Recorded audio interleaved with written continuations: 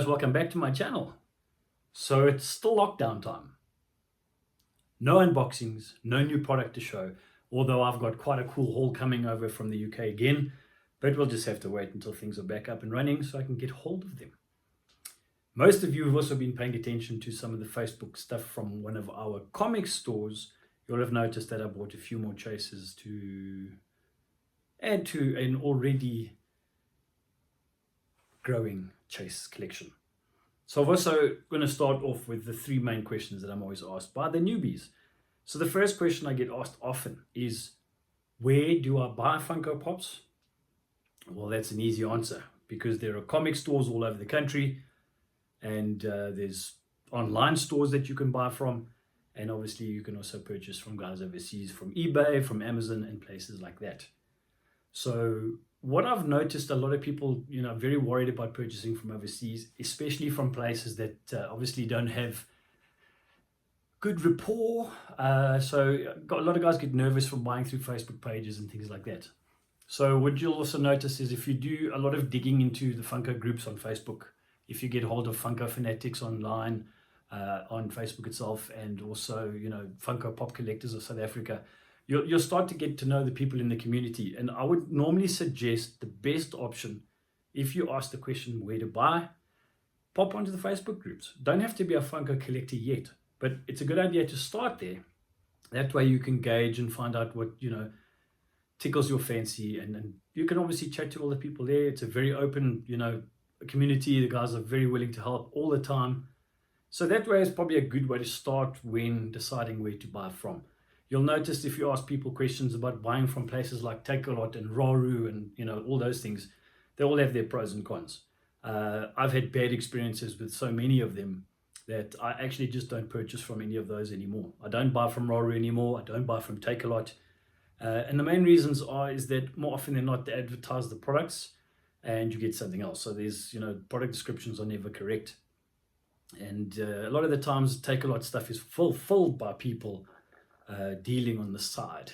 So more often than not, if you don't check carefully on Takealot who you're buying it from, delivery times can take excessively long. And also I've noticed Takealot packaging is shocking. So them, along with guys like Amazon, do not pack product very well. So just stay away from places like that if you can avoid it. Another suggestion is to pop around into your local comic stores. There are some nice niche market ones out there as well. You can get hold of the guys like Clover Records. They've got some really cool stuff they bring in, so exclusives and stuff that you won't find from local supply. But yeah, I mean, most of them do keep most of the local stock. But the problem with that, though, is a lot of the stuff you want to get hold of is not available in on a South African supply level. So again, engage with guys on the Facebook page. A lot of guys do bring stuff in themselves. So, and I'm sure more often than not, they're not going to really worry if you want to jump in on a shipment too. So I've been pretty fortunate where my networks have sort of grown substantially. I purchase a lot of my pops via Australia. I get stuff in from UK. I get stuff from the States, Canada. I've got things in from Portugal, Italy, I think even France. So, if you engage on the groups that are, quite well controlled, you shouldn't really go wrong. So yeah, that answers question one. Question number two that I'm always asked is, what kind of pops should I collect? I can't answer that question for anybody. You've got to establish your niche with the kind of pops that really tickle your fancy. I mean, I know guys who collect Marvel. There are people who only collect DC. There are people who collect Game of Thrones. There are people who collect Harry Potter. So what I've noticed is, I got caught early on. I just went straight in for Star Wars. I'm a massive Star Wars nut. But the biggest problem I had was going for Star Wars was trying to source pops that are very old and rare. Cost a fortune. But not only that, there are a lot of Star Wars pops out there. So for me, it kind of became a massive financial burden in the sense, although they're great pops to have. It's just they take up a lot of space and you have to be a serious avid collector for that. Now, I've kind of narrowed my niche down. So I've got questions from guys as well as what do I collect. So as most of you do know, I do have quite a fancy for chase pops, as you'll see over here. That is currently my collection of chase edition pops, whether they be flocked, standard chases, or even glow-in-the-dark chases. That's where I seem to find a bit more of a challenge getting hold of more of the rare items, the grails and things like that. So yeah, it's a tricky one to kind of say you must collect this specific pop. So find your niche, but make sure it's also not a massive market if you're not ready to flood a lot of money into it. You'll notice as well I've had to build my own shelves because there's nothing really locally that you can buy off the shelf just to display pops. Nothing that's really cool anyway. But yeah, so I'm a massive It fan. You know, I grew up watching Stephen King movies, reading his books as a child, and you know, obviously it's a massive, massive number one for me. So I have every single Funko Pop based release of It characters. I have everything from all your chasers, your standard pops, to your new Funhouse. I've got the 10-inch, you know, Pennywise, and I've got a lot of sort of exclusives. So I have exclusive chasers that were not available in SA. So I had to source those from places like eBay, Amazon too.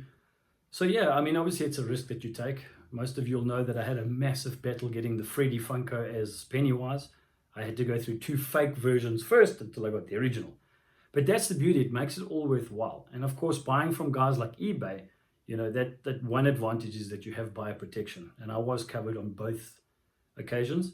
Unfortunately, the second one that got shipped was shipped at full value over 2,500 Rand. So when I got hit by customs, that was a silly amount of money that I could not recover. So, you know, you've got to learn those things as you go. So, you know, yeah, it's a fun hobby. It's a great thing to get, you know, stuck into. But, you know, bear in mind, you will need lots of space. So if you are just starting off, section off a part of your house and designate that area only for your Funko Pops. That way you won't get into trouble with the missus or the mister, depending on which one of you is collecting. And of course, the third most important question I get asked is, how do you take care of Funko Pops? I mean, what's the best way to protect them? You know, there are multiple things out there available to protect your Funko Pops. You could build glass cabinets that encapsulate them internally. That way you wouldn't have to worry about buying pop protectors and so on. But for me, you know, I've gone through a heck of different range of standard plastic Funko Pop protectors. So from your cheap 0.3mm Chinese rubbish right through to the really good stuff from guys like PP Joe, which you can get from Pop Protectiverse. So you can get them from those guys. They'll all be bringing in massive loads of those. So I do find that those are pretty much the best ones that are available. They're nice and solid. So I think it's a 0.5mm thickness, if I'm not mistaken. But the way the pop pops open when you fill it in, you know, putting your pops in, it's quite simple. And, you know, they really are strong protectors. And of course, if you're really going to invest in some really good grails and pops like that, you know, obviously are worth a bit of money, I would highly suggest getting pop stacks. They are expensive. You know, you're usually looking at around 150 to 300 Rand, depending on where you buy from. But a pop stack is a solid plastic case that your Funko Pop will sit in. If you've watched any of Louis', you know, waffle videos, you'll see the box that he's shaking. That's a hard stack, which you'll also be able to get from the guys at Pop Protectiverse. So they'll have pop stacks that are nice and solid as well from PP Joe. Those are reserved really for my serious high end. You know, I've got about 13 or 14 seriously expensive grails at the moment, and all of those are sitting in seriously good quality hard pop stacks.